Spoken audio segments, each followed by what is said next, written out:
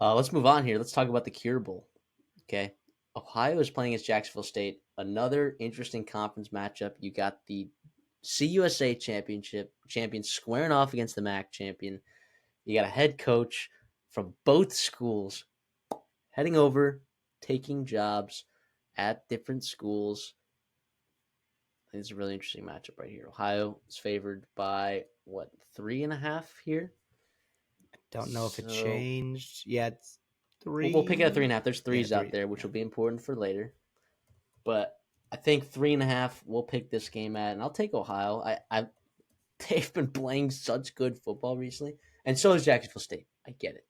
Okay, I think the strength of schedule, uh, it's different, right? And I know you're going to look at Ohio and be like, well, that's the MAC, and like, how good is their strength of schedule? I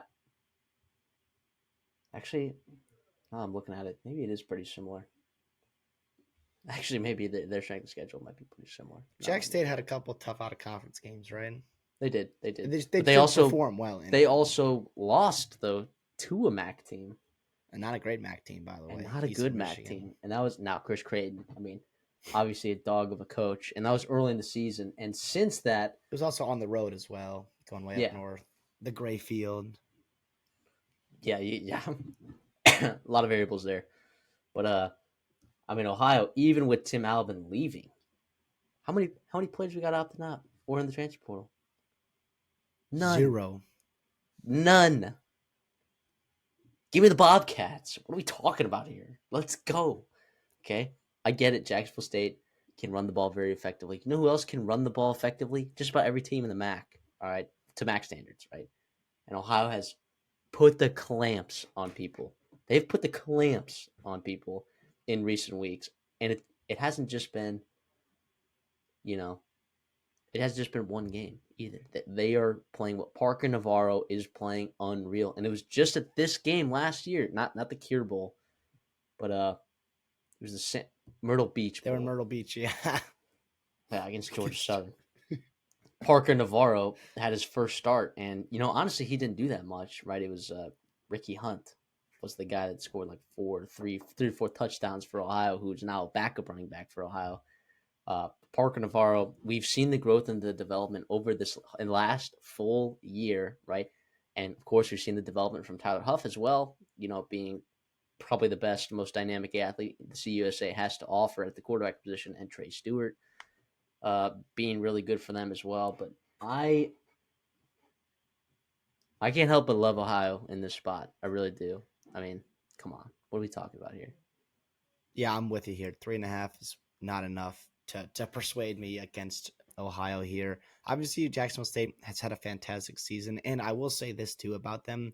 Say what you want about the USA, but Tyler Huff and maybe Stewart or Trey Stewart probably the best tandem they've seen since Syracuse all the way back in week 1 there with Cal McCord and Quint Allen. So I think it's going to be a step up in competition potentially, explosiveness, all that good stuff. But I do wonder too. There are a lot of opt outs for Jacksonville State, which makes sense, right? So you got some guys there, a couple defensive backs that are pretty important as of right now. We'll see what happens as we get closer to the game, and who enters the portal, who doesn't.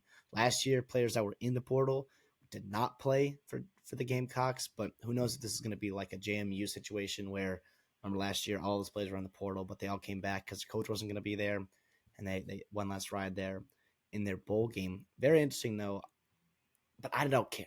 I don't, even if they do play, I don't really care. Tim Albin, gone, see ya, great coach. Charlotte's going to love him, but Ohio is going to be so, so good. I do want to ask you this, though, here. Parker Navarro or Tyler Huff, who is the better quarterback? Tyler Huff. Yeah, I think that's the right call. And he just does more for their team. Like Ohio I doesn't agree. require Navarro to do that much stuff comparatively to Hunt.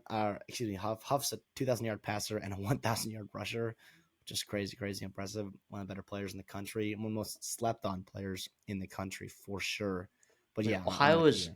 it, and Jacksonville State's just as hot, right? But Ohio's ripped off 6 straight wins, right?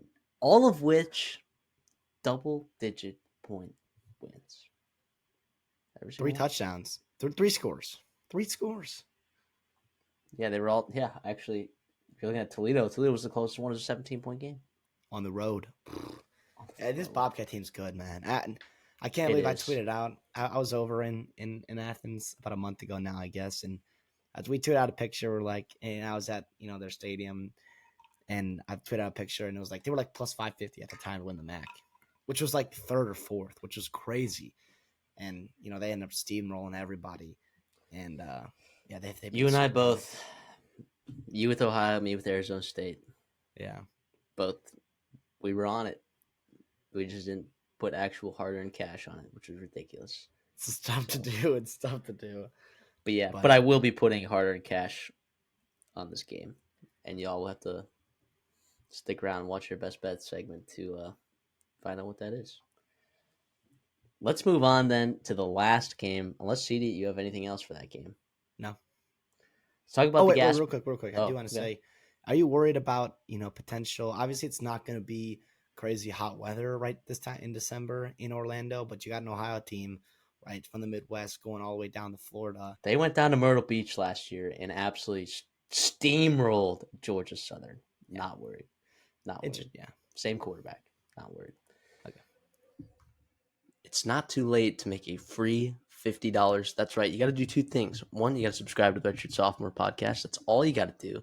And then the second step to that is you're going to go into the link in the description and join the college football bowl pool pick'em that we're putting on. Yep, that's right. Introducing the Redshirt Sophomore college football bowl pool pick'em. You're going to go in that link. You're going to find all the bowl games, and you're going to pick those bowl games, and you're going to sign confidence points. How confident are you that that team is going to win that bowl game? And there's a lot of points to sign, and it's never too late to join. That's the thing. You would think, oh man, the first bowl game already passed, South Alabama, Western Michigan. It's not too late. Okay, you only would lose 1 point. Okay, and generally, out of the 400 some points that you can earn, uh, you're not even going to come close to making all those points. So it really, 1 point is not the biggest difference in the world. So make sure though that you are subscribed to the Redshirt Sophomore to qualify for this prize. And good luck to you all.